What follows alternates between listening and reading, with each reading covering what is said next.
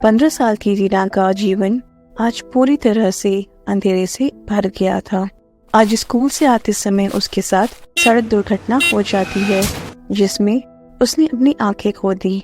माँ, काश आज तुम मेरे साथ होती तो आज मेरे साथ ये सब ना होता। तुम क्यों मुझे छोड़ के चली गई? हे दुर्गा माँ, मुझे मेरी माँ से मिला दो। अब तो मैं अपनी माँ को तस्वीर में भी नहीं देख सकती। आज रीना के जीवन में सारी खुशियाँ चली गई थी। रीना की माँ शोभा अक्सर बीमार रहा करती थी, फिर भी वो हमेशा दुर्गा माता की पूजा किया करती और नवरात्रि आने पर व्रत रखती। माँ, तुम्हारी तबीयत ठीक नहीं है, फिर भी तुम दुर्गा माता के व्रत रख रही हो। देख बेटी, दुर्गा माँ तो सारे कष्ट हर लेती है। दुर्गा माता की कृपा से तो बिगड़े काम भी बन जाते हैं।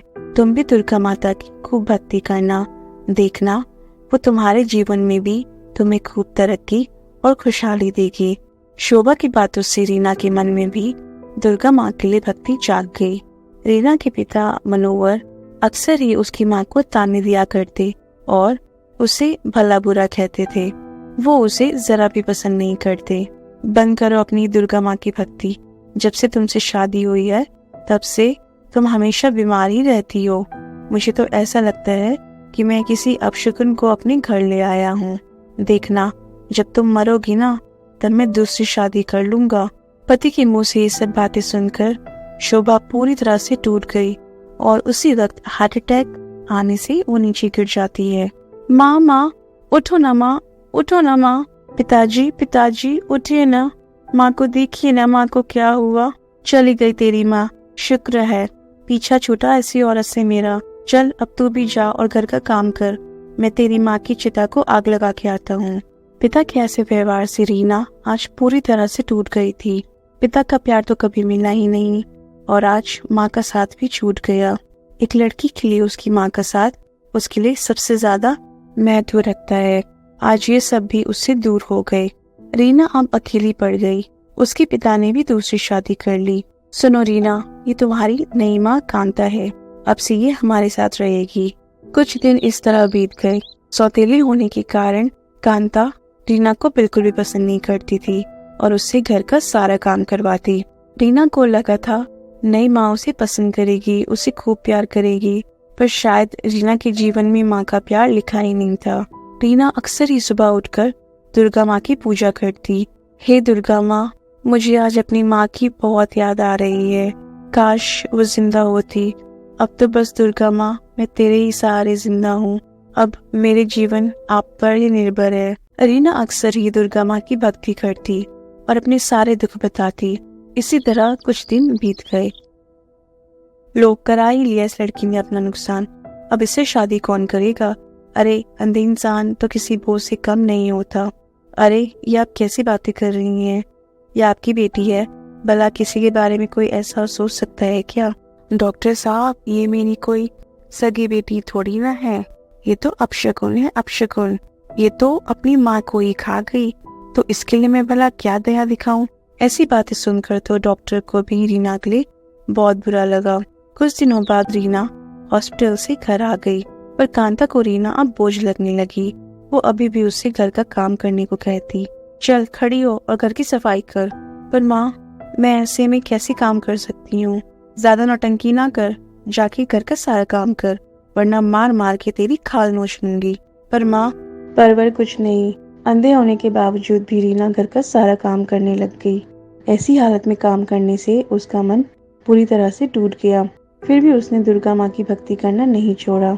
कुछ सालों बाद कांता ने भी एक लड़के को जन्म दिया।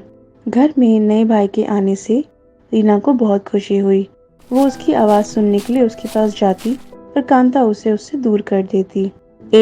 मेरे बेटे से दूर बैठ, कहीं तेरे अपशकुन हाथ मेरे बेटे पर लग गए तो ना जाने क्या होगा। चल दूर हट यहाँ से।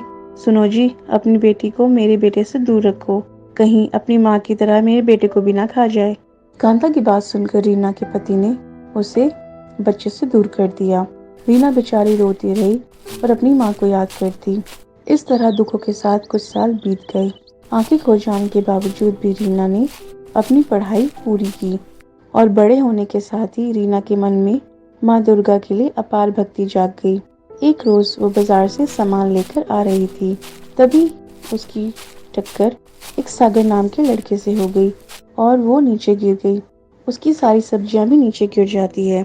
सागर ने उसे उठाया। सुनिए, आप ठीक तो है ना? आपको कहीं लगी तो नहीं? मैं ठीक हूँ।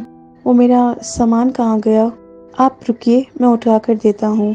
सागर ने सारा सामान उठाकर रीना को दिया और कहा, आपको कोई मदद चाहिए तो मैं आपको घर तक छोड़ देता हूँ। नहीं, मैं खुद चली जाऊंगी, और वैसे भी वो घर तो मेरा होके भी मेरा नहीं है। ऐसा कहकर रीना वहां से घर की तरफ चलने लगी। रीना का स्वभाव सागर को बहुत अच्छा लगा। उसके मन में रीना के लिए प्यार जाग गया। कुछ दिन बाद सागर अपने माता पिता के साथ रीना के घर रिश्ता लेकर गया। सागर एक बैंक में नौकरी करता था। उसकी तनख्वाह भी बहुत अच्छी थी। रीना के पिता को भी सागर उसके लिए ठीक लगा और उन्होंने भी रिश्ते के लिए हाँ कर दी। पर रीना थोड़ी घबराई हुई थी। उसे ऐसा देखकर सागर ने उससे अकेले में बात करने की इच्छा जताई। दोनों घर से बाहर आए। क्या हुआ? क्या आपको ये रिश्ता पसंद नहीं है? अगर आपको पसंद नहीं है तो कोई जोर जबरदस्ती नहीं है। नहीं नहीं, ऐसी कोई बात नहीं है। मैं तो एक अंधी हूँ और मैं आपके परिवार पर बोझ नहीं बनना चाहती। मेरा तो जीवन ही दुखों से भरा पड़ा है। मैं तो बस अब दुर्गा माँ के भरोसे ही जिंदा हूँ। माँ दुर्गा मेरे लिए जो सोचेगी वही ठीक होगा। अब आप ऐसा मत सोचिए, आप किसी पर बोझ नहीं है। मैं आपसे वादा करता हूँ, मेरे घर पर आपको किसी भी तरह की कोई परेशानी नहीं होगी। मुझे आपकी इस कमी से कोई दिक्कत नहीं है। माँ के जाने के बाद रीना को आज तक कोई ऐसा इंसान नहीं मिला जो उसे अपना मानने को तैयार था। रीना ने शादी के लिए हाँ कर दी। कुछ दिनों बाद दोनों की शादी हो गई और रीना अपने ससुराल आ गई। रीना ने पहले ही दिन से ससुराल के सारे काम संभाल लिए और वो रोज सुबह उठकर दुर्गा माँ की पूजा करती। फिर वो घर के सारे काम करके खाना बनाती। इस तरह कुछ साल बीत गए, पर रीना को अब तक कोई संतान नहीं हुई। वो दुर्गा माता से बहुत दुआ करती, पर किसी तरह भी कुछ नहीं हो पाता। अब तो सागर भी उससे दूर दूर रहने लगा। संतान न होने के कारण रीना का जीवन फिर से दुखों से भर गया। इसी बीच नवरात्रि का त्योहार भी आ गया। हे दुर्गा माँ, इस बार नवरात्रि पर भी मैं आपकी व्रत रखूंगी। आपके अलावा मेरा है ही कौन? माँ, मैं जानती हूँ कि आप हमेशा मेरे साथ हो। अष्टमी का दिन आ गया। रीना ने सारा भोग तैयार कर लिया था, पर किसी ने भी अपनी बेटी को रीना के घर भोग के लिए नहीं भेजा। रीना बहुत परेशान हो गई। उसे समझ नहीं आया कि अब माता रानी का भोग कैसे लगाया जाए। हे दुर्गा माँ, अब मैं आपको भोग कैसे लगाऊं? मेरी सहायता करो माँ। रीना को समझ नहीं आ रहा था कि अब दुर्गा माँ को भोग कैसे लगाए। तभी किसी ने दरवाजा खटखटाया। रीना बाहर आ गई तो बाहर 9 लड़कियां खड़ी थी। कौन है? कौन है? हमें बहुत भूख लगी है। क्या आप मुझे और मेरी 8 बहनों को कुछ खिला सकती हैं? हाँ हाँ बच्चों, आज अष्टमी है। आज मैंने बहुत सारा खाना बनाया है। अंदर आओ। रीना 9 बच्चियों को खाना देती है। खाना खाने के बाद रीना जैसे ही उनके पैर धोने लगती है, वो सभी गायब हो जाती है और रीना की आंखें पूरी तरह से ठीक हो जाती है। मेरी आंखें, दुर्गा माँ, आपका बहुत बहुत शुक्रिया। आज आपने मेरा जीवन खुशियों से भर दिया।